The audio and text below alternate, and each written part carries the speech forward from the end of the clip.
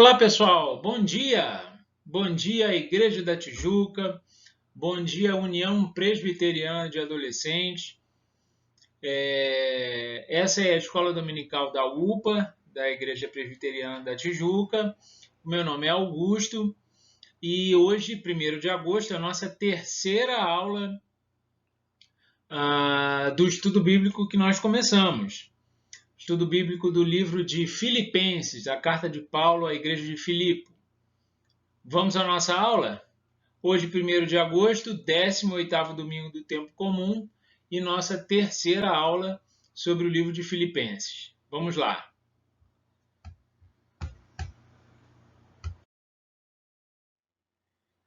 Bom, hoje estamos em Filipenses 2, começando pelo início, né?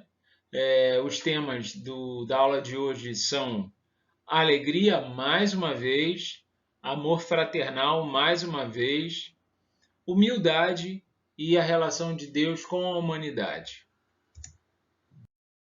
Fiquem atentos a esses temas.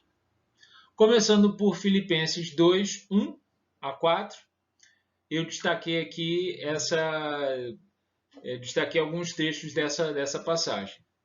Se há, pois, alguma exortação em Cristo, completai a minha alegria. Exortação é sinônimo de encorajamento, de aconselhamento, né? Se há, pois, algum encorajamento, algum aconselhamento fiel, necessário em Cristo, completai a minha alegria. Né? O que vai deixar Paulo alegre? Tenhais o mesmo amor e sejais unidos de alma.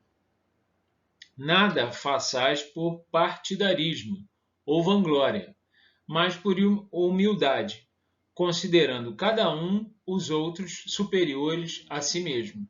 É isso que vai deixar o apóstolo Paulo feliz, né? Uma igreja que funcione dessa forma.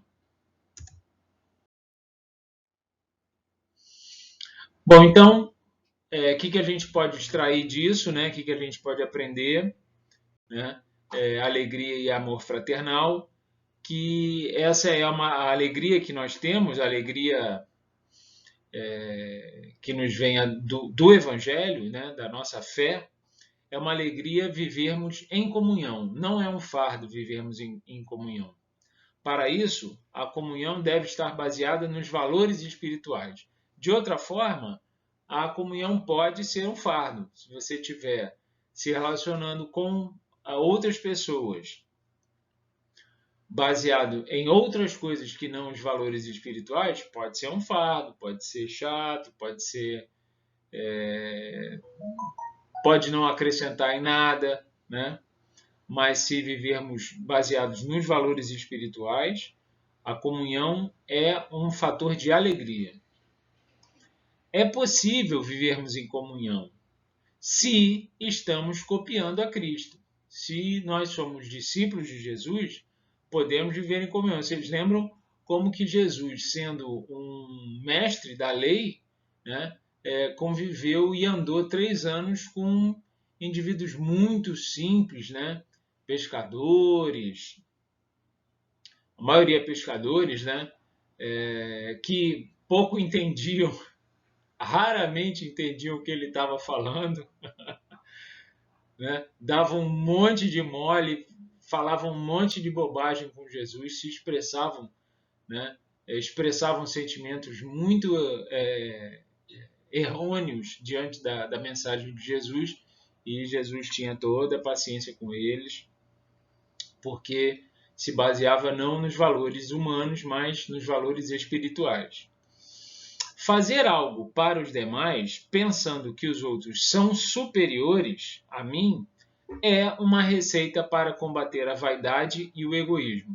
E aí, né, diante dessa expressão, que os outros são superiores, que está no texto de Paulo, eu fiquei pensando assim, poxa, mas isso aí pode ser compreendido como uma pessoa se diminuir diante das outras? Não, não. Se a gente for lá em Mateus 25, né, um texto muito famoso, né, em que Jesus explica, olha, quando vocês estiverem diante de pessoas com grandes dificuldades, né? A pessoa, o refugiado, o nu, o aprisionado, o faminto, né? Hajam para com eles como se estivessem, porque eu estou lá. Então, hajam para eles como se estivessem comigo. Né? Então, quando nós nos colocamos desse tamanho, né, do tamanho pequeno e não do grande, não no tamanho grande, nós estamos com Jesus. Né? Porque Jesus está nessas situações. Né? Quando você estiver diante de alguém nessas condições, haja como se estivesse agindo com Jesus, para com Jesus. Não com alegria, não com, desculpa, não com pena, com tristeza, com algum tipo de rancor. Não, não, não, nada disso é necessário. Diante das dificuldades diante dos outros, nós devemos agir com eles como se eles personificassem Jesus. Né? Então, nos colocando como pequenos, nós estamos com Jesus. Né? Vaidade e egoísmo. Né? Vaidade é o valor atribuído a si mesmo, isso não nos interessa. E egoísmo, amor aos próprios interesses, menos ainda. Né? Filipenses 2, agora de 5 a 11. Esse versículo é chamado de o Salmo de Jesus pelos teólogos, no qual Paulo faz um resumo da vida e obra de Jesus. Né? Tendo em vós o mesmo sentimento que houve em Cristo Jesus, pois ele, subsistindo em forma de Deus, a si mesmo se esvaziou, assumindo a forma de servo, a si mesmo se humilhou, tornando-se obediente ao Pai até a morte. Pelo que Deus lhe exaltou sobremaneira e lhe deu o nome que está acima de todo nome. Né? Tende em vós o mesmo sentimento que houve em Cristo Jesus, de nos esvaziarmos. Né? É isso para o qual o apóstolo Paulo está nos chamando. Tende em vós o mesmo sentimento que houve em Cristo Jesus, pois ele, subsistindo em forma de Deus, a si mesmo se esvaziou. Ao aprendizado, o quanto Jesus se esvaziou da condição de Deus para ser homem e obedecer ao Pai nos momentos mais dolorosos, isso é exemplo para nós. Né? O quanto ele se esvaziou da condição de Deus para ser homem e obedecer ao Pai. Esse é o exemplo. Né? Esse é um dos muitos exemplos, né? O mais fundamental deles, né? Que Jesus nos deixou. Nós, sendo apenas homens, devemos ser, antes de tudo, servos uns dos outros. Só assim nos tornamos valorosos espiritualmente.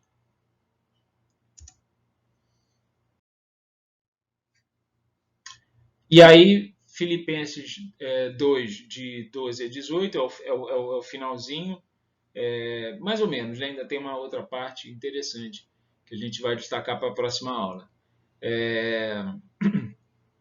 Eu chamei essa parte de o desenvolvimento da salvação, né? Que é o processo de santificação.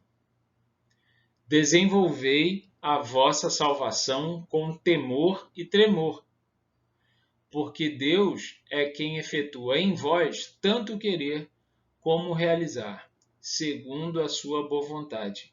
Olha, só nessa frase tem tantos ensinamentos, tem tantas coisas profundas que a gente pode reter, né?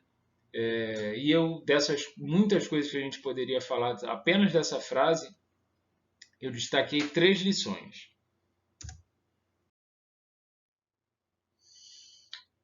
A primeira lição é: desenvolver a salvação é buscar a santificação.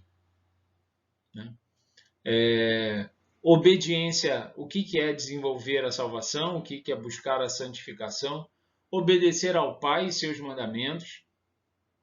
Buscar a alegria de seguir os mandamentos, porque é motivo de alegria seguir os mandamentos. Acabou de ser dito também, ser servo dos outros e buscar alegria nisso, servir como se fosse a Jesus, né? As pessoas servem, às vezes, com vergonha de estarem servindo, com raiva. Algumas pessoas que se colocam acima, né? Essas são as pessoas que se colocam abaixo, muito abaixo do outro. As que se colocam acima do outro servem com pena, servem com desdém às vezes. Nada disso nos interessa. O que nos interessa é servir como se estivéssemos servindo a Jesus. Não valorizar as próprias demandas, né? Vaidade, egoísmo, ganância. E saber que a fé e as boas obras que podemos realizar vêm de Deus. Nossa! Se a fé e as boas obras que nós podemos realizar vêm de Deus, vaidade não tem a menor validade, né? Não tem a menor importância.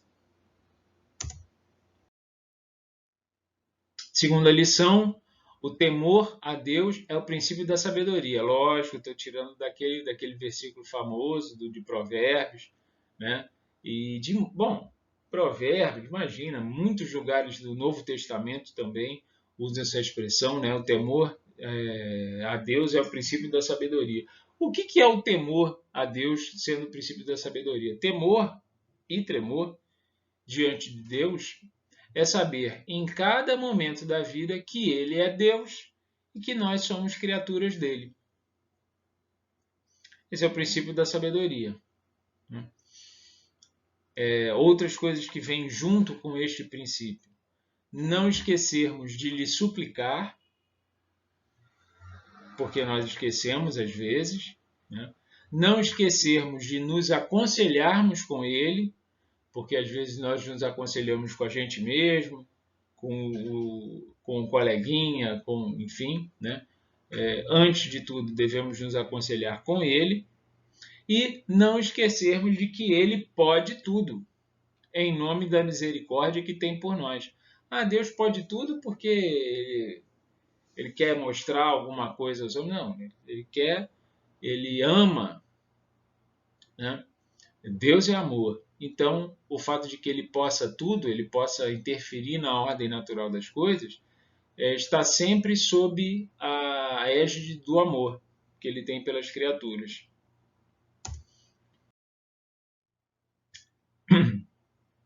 E para a gente terminar, querer e realizar as coisas de Deus é dom de Deus. Que ninguém se vanglorie de ter fé ou de seguir os mandamentos. Isso é possível por doação graciosa, né, por dom de Deus. O próprio Deus nos direciona a buscá-lo. Você imagina se dependesse apenas da nossa inteligência buscar a Deus? Você podia ficar aí pelo caminho e esquecer, né? Mas Deus nos direciona para Ele. E mais ainda, nos habilita a entender as suas palavras, né?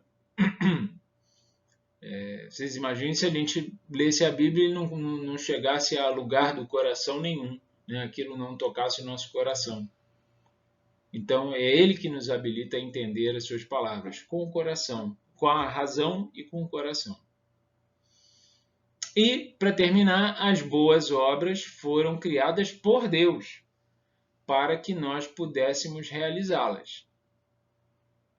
Que ninguém se vanglorie das boas obras, porque elas foram feitas por Deus, para que nós pudéssemos realizar. Tudo bem, pessoal? É isso, espero que vocês tenham gostado, vocês vejam aí quanto de aprendizado tem num único versículo da Bíblia. Tudo de bom a todos, que vocês tenham uma ótima semana, fiquem com Deus, vamos ao nosso culto. Tchau, tchau.